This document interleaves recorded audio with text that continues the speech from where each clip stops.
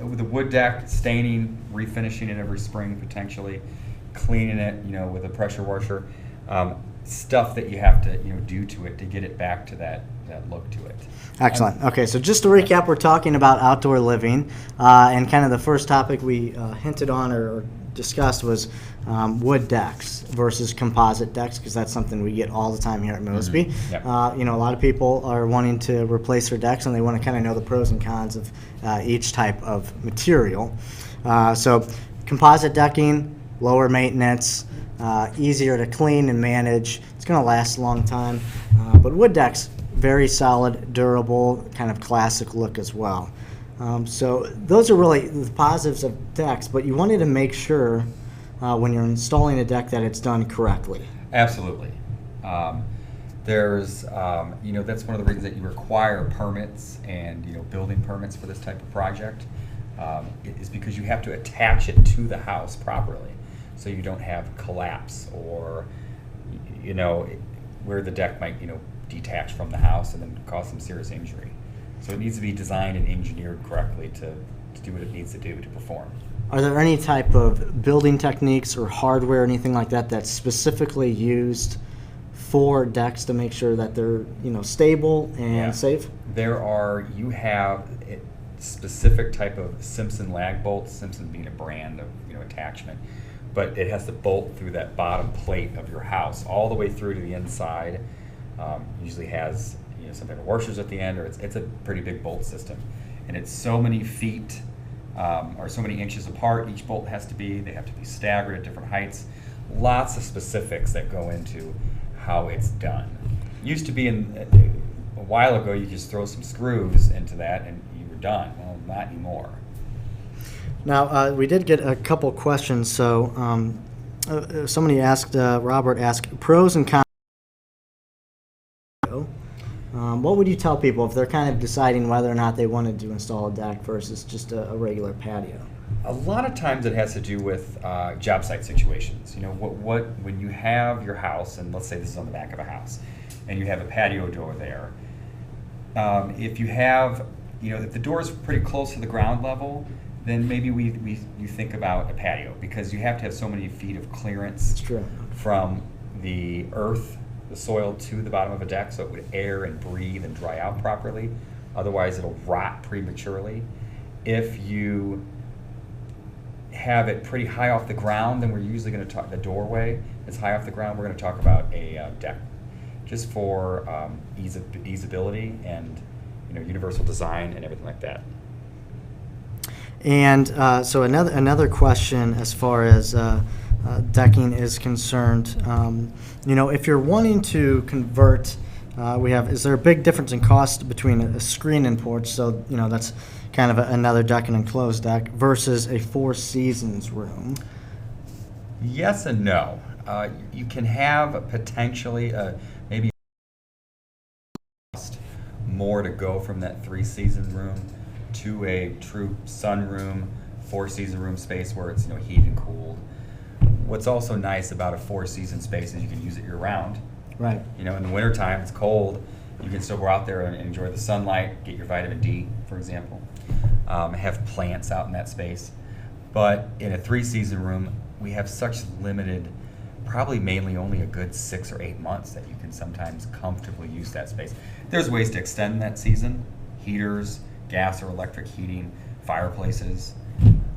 A lot of it, for me personally, when it gets down to some of those screen rooms, and I think you even have a screen room at your house. I do, yeah. Is the maintenance with pollen in the spring and the fall. Yes. I have so many homeowners and clients tell me that they don't like their screened-in porch because of the amount of dirt and just dust and pollen that gets blown in there, and you just have to sweep it or hose it off, and it's a lot of time. Or like me, I fight with squirrels all the time because it's an all-wood deck, so it's constantly, trying to beat the critters, that are trying to chew away from the wood deck. So, if you have an existing structure like I have, that's all wood, it's a screen and porch, is there, a big to do if you're trying to just convert that current space into a Four Seasons Yeah. room? What are the processes involved in doing something like that? Well, typically at Mosby, we are going to kind of investigate, well, how is that existing structure built? Does it have a frost wall foundation, or what we call a monolithic foundation? Is it What's the difference between that frost? Frost wall or monolithic foundation is basically a 3-foot foundation that's in the dirt under the, let's say it's in a concrete slab. Yeah. The bottom of it is. If it has that foundation there, then it depends on the thickness and the depth that it goes. Sometimes we can then just build walls. If it's literally just a concrete slab with no foundation under it, and there's just a roof with posts that come down, cannot typically build on top of that, because you're enclosing, you don't want freezing water to get under that slab space, and it makes the slab really cold. Right. When you're heating the space, I mean, you'll just have the heat run. It'll also sweat, you get moisture problems. We have to investigate, how is that room built, and can we bring it up to current building code? Sometimes I found it is not built up to, enough that we can just start adding walls and windows, and you just have to start from scratch. Okay, so there's no guarantee that it can be converted. A lot of times you do have to just basically start from scratch, tear it down and start from scratch. If it doesn't have that foundation wall in the perimeter. Okay, that'll disappoint my wife. Thank you for breaking that bad news. And sometimes we can build out past that concrete slab, or cut it back and then build a foundation there. Okay, glimmer of hope, all right. Glimmer of hope. The problem is then kind of how everything ties together, what type of flooring that you're thinking about. Do you want a heated floor in that room potentially? There's every project's different. It really is. Okay. All right. So now some more fun things. Outdoor kitchens, outdoor bars. Are you seeing more of that? Because that's something I've always dreamed of having. More requests recently, actually. Individuals, especially this time of year, because they get stuck inside. Right. And it's just great to have, everybody's thinking about the barbecuing, and we have, Memorial Day and Labor Day coming up, and all these, you think barbecue holidays, 4th of July. And individuals are, starting to, like in my own house, we have a grill that's 7-8 years old. It's time. It's been outside for that many years. I'll be honest, I've replaced the burners about 2 or 3 times, so it works. It will cook a burger and a steak. But my wife is not happy with it because it doesn't get hot enough. It's missing some of the bells and whistles that grills have nowadays. It's kind of basic. So we are on the fence and through the process of designing some type of bar and actually built-in grill space. My greatest fear is when, and this has happened in our house, is running out of propane. Oh, yeah. In the middle of barbecuing and not having more, and having to run up to the store, buy another bottle. So we always have this double bottle as a backup. When one goes, we have an extra one, and you can put it in there. But part of the niceties about getting a built-in grill is they're natural gas. Right. So we're plumbing it into the house. I'll never run out of natural gas or run out of gas again. It'll cook and cook for days. So if you're putting in gas lines, maybe you're putting in plumbing for like maybe an outdoor sink as well. Faucet. It is a very kind of arduous process, right? I mean, it's yes. There's a lot to think about. Electric, phone places for lighting, refrigerators, cabinetry, little features like this that you can build into these outdoor kitchens. You can go really, sky's the limit with what you can design into these spaces. Or you can keep it pretty simple and it's just be kind of a grill, maybe some bar stools, right, and a little countertop around there. Sure. Yeah. So it's basically, whatever you can imagine can be done, but you can also scale it back to still have something very nice, but really functional and great looking as well. So let me go to a question here as far as, you kind of hinted on with the Three Seasons room, you don't have a lot of use or time of use, maybe 3, 4, 5 months, depending on the weather. Is there good ways of extending your outdoor living time into the little bit chillier months? What would you say to that? Is there options for heaters or built structures that can help with that? Yeah, one of the most popular is you could have a fireplace out in that space, whether it be wood burning or gas burning. Different type of fuel type. Sure. So fireplace is probably one of the least efficient methods. Looks kind of cool. Fire pit, sometimes that's usually going to be more of a gas-powered appliance.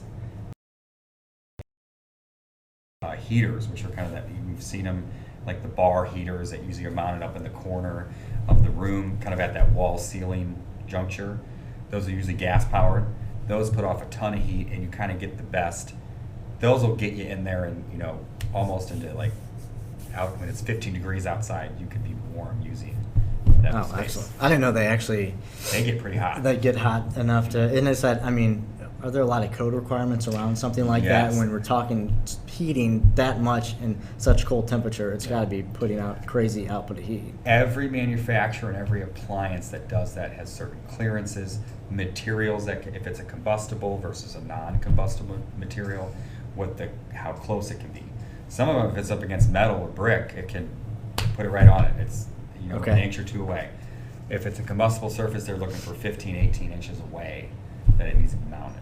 Or if it's near your vinyl siding or something, there could be That something. would be a no-go. If you just melt it. That, Yeah.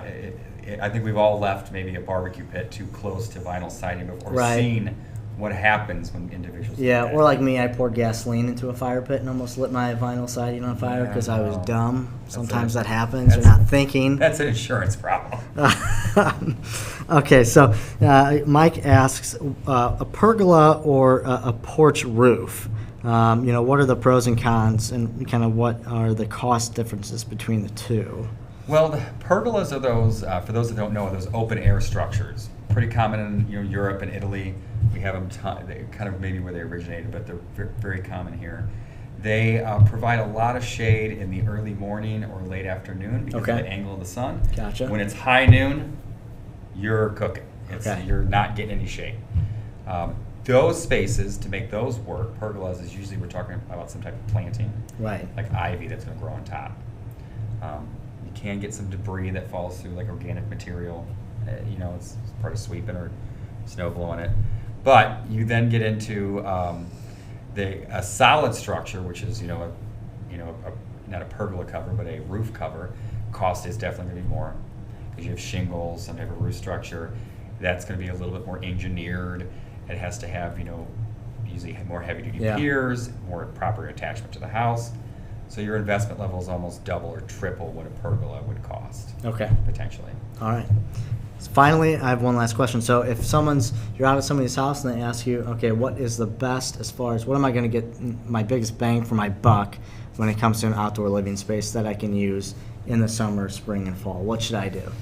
As far as what features, Yeah. you know, it's a ton of it. One of the reasons that we talk when we meet with clients firsthand is to really discuss how do you want to use the space, and what is your overall budget or what we'd like to invest in the space, because that really is going to determine which features give you the biggest bang for the Right.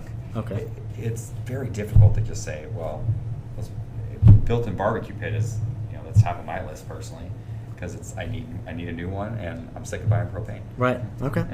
That's fair enough. Oh, well, thanks for tuning in to the first ever Mosby Live, and you know, we'll have more of these in the future. We'll pick another specific topic, and beforehand you can ask your questions, or during the live stream as well, you can ask your questions, and we'll help answer those for you. So thanks for tuning in, guys, and we'll see you later. Thank you very much.